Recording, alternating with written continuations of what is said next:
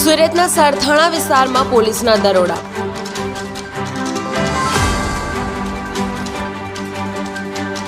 યોગી ચોક ખાતે આવેલ શુભમ કોમ્પ્લેક્સમાં સ્પામાં ચાલતા કૂટણખાનામાં રેડ કરવામાં આવી. સરથાણા પોલીસે 2 ગ્રાહક અને 4 મહિલાઓને ઝડપી પાડી.